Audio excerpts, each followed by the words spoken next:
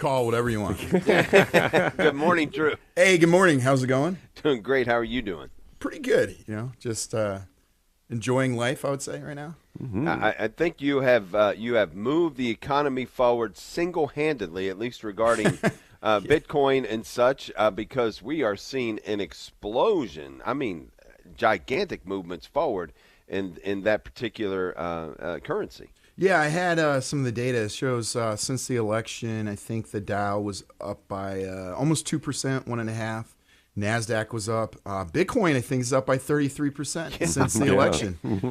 It hit a high around 92,000, 93. It's last time I checked last night, it was like 89. Yeah, and again, I don't think it has anything to do with the election personally. I think it has to do with you talking about it on our show for the last couple of weeks, and bam, all of a sudden it just explodes. There has to be a connection. Well, it's interesting at school. There's a lot of some of my students are very, very smart. There's one kid I have in my class that wrote a book about crypto. Really? And he and all the students were like talking about politics. So they're going beyond what they're hearing. They're saying, okay, if Trump got elected, he's good for cryptocurrency. They're pretty intelligent about that. And they knew a lot of them are trying to buy some crypto before Trump got elected. But more specifically, I think it's just really Bitcoin, because that's what Trump was talking about, not all the other. A lot of those cryptos can be schemes, I would say. Yeah. Pump and dump kind of schemes. But but I got some, that's some good news, but I got some sad news here. Sorry. But the national debt is getting close to $36 trillion. Last time I checked in the U.S. national debt, it's probably $36 trillion because it keeps on going up. It was $35,999 last time I checked, which means each citizen will have to pay about $106,000 just to pay it off. Wow. Yeah. Wow. Each taxpayer, because not everybody pays taxes, $272,000. That's what we owe on the national debt. Per person. So that means for my household, I'm at $554,000 for my wife and I. Exactly. $500,000. Yeah. Wow. That's not bad, is it? Oh, my goodness. Look, it's just, unfortunately, it's more like monopoly money at this point. These are real dollars. $500,000 of debt for my wife and me based on the national debt. But you know how they're going to pay it off? They're never going to pay it off. It has to do with the only way to pay it off is inflation. They're going to inflate the prices where that value won't be as much, and then you lose your savings. So right now, the federal spending is at $7 trillion, and the budget is the deficit is about $2 trillion. So we're spending $2 trillion more.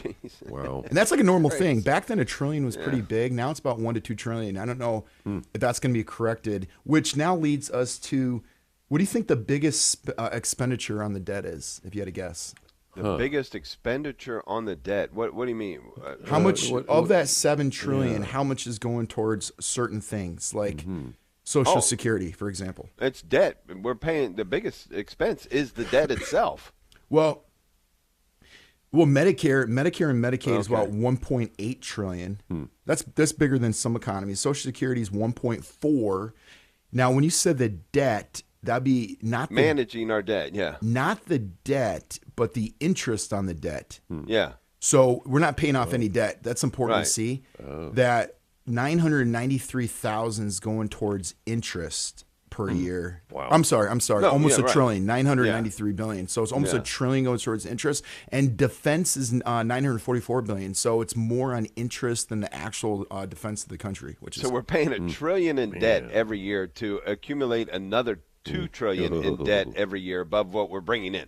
It's nuts. And when you have these bonds that roll over with low interest rates, they have to roll over because we're not paying off the debt. So therefore, the interest rates are higher. The interest is gonna explode in the next couple of years. And that leads to savings.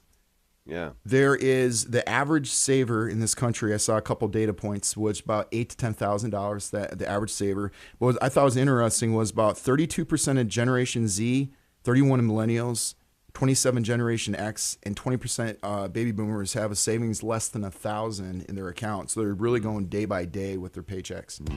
Isn't that crazy? Here, and it brings to light again. The statement that we make all the time: if you're happy and you're feeling good about life, tune into us, man. We'll give you a reality check. That's right. And you'll be depressed. No, just kidding. Isn't that crazy? Drew, you're going to stay with us, right? I'm here. All right, Great, awesome. Yeah, stick around for a few more minutes. We're going to do a little fact or fiction coming up.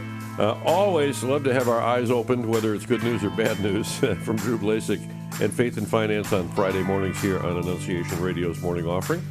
If you were buying the crypto, you got to be feeling pretty good right now. I'm just saying. Is that going to replace gift cards for like Christmas gifts for teenagers? You get a card with a little certificate that says you've got X amount of Bitcoin. You got some Bitcoin in there. Maybe. I don't know. Go buy yourself something nice. We'll be right back. Morning Offering with Ron and Dave.